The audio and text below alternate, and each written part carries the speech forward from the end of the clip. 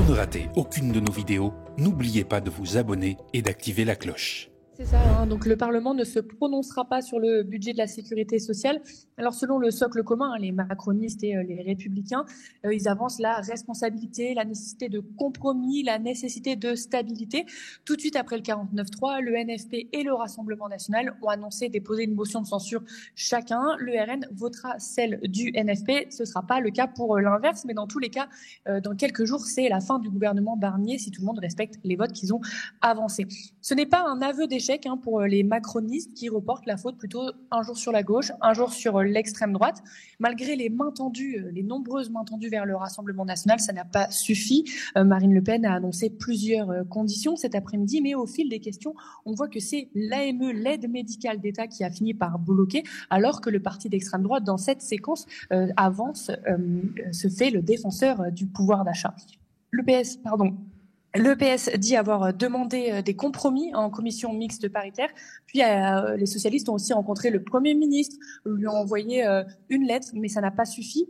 LFI, eux, dénoncent un gouvernement qui n'a pas gagné les élections et réclament même des présidentielles anticipées. Concrètement, si le gouvernement tombe, Macron peut renommer un gouvernement de droite, peut même renommer Michel Barnier en Premier ministre. En tout cas, les motions de censure seront soumises au vote mercredi. Et on le rappelle, Macron avait refusé un gouvernement NFP pour éviter sa chute à la première motion de censure. Mais ce sera vraisemblablement le cas de Michel Barnier dans quelques jours. Nous pouvons à la fois faire tomber M. Barnier et son gouvernement, mais aussi ce budget qui veut notamment faire en sorte que la moitié des retraités de ce pays voient leur pension diminuer. Ce budget qui a fait l'objet, vous l'avez vu, d'un déshonneur total de la Macronie qui, jusqu'au dernier moment, a tenté un marchandage avec le Rassemblement national, faisant semblant d'obtenir de grandes annonces de la part du Rassemblement national, alors que, encore une fois, c'était une arnaque, puisque, par exemple, le déremboursement des médicaments ne fait pas partie du projet de loi de la sécurité sociale et donc passera soit par un autre biais, soit se retrouvera directement, puisqu'il y a, vous le savez, 600 millions en moins sur l'ONDAM, se retrouvera sur les patients, notamment sur les consultations médicales. Donc tout ça est une arnaque avec un Premier ministre qui a tenté d'échapper à la censure en se vautrant dans le déshonneur avec le Rassemblement national. Eh bien, il aura ce mercredi à la fois le déshonneur et la censure, et je le dis, après, pour que notre pays puisse sortir de l'impasse politique et du chaos politique dans lequel Emmanuel Macron a plongé le pays, il ne restera plus qu'au président de la République de partir et au peuple français de pouvoir trancher par leur vote des nouvelles orientations qu'ils veulent pour ce pays. Je le redis avec force, il n'est pas possible que dans une démocratie, ce soit les perdants des élections qui gouvernent. Et c'est ce que nous allons démontrer en déposant à l'instant une motion de censure avec le nouveau Front populaire. Est-ce que c'est un échec de M. Barnier, les censures à venir? Non, on ne peut pas dire ça parce que c'est... On ne peut pas dire ça, c'est trop simple. Je pense que ce sera essentiellement l'échec du Rassemblement national. C'est-à-dire l'incapacité à tenir plus de 2 mois sans manier une motion de censure. C'est-à-dire quoi, que M. Barnier compter sur le Rassemblement national? L'incapacité aussi à se comporter comme pourrait le faire un parti de gouvernement.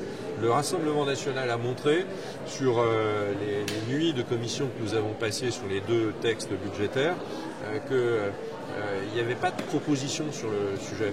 Il y avait eu un peu comme entre les 2 tours d'ailleurs des élections législatives, où au fond ils sont clairs sur l'immigration, et sur tout le reste de la société, ils ne savent pas trop quoi dire. Et ils ont choisi la voie du populisme. Ils auraient pu choisir la voie de la responsabilité, ils choisissent la voie du populisme. Ça veut dire que vous comptiez sur le Rassemblement national au début? Mais on compte sur rien, madame. On dit simplement que de manier la censure, c'est juste faire un acte de renvoi d'un gouvernement sans bien savoir par quoi ça peut être remplacé.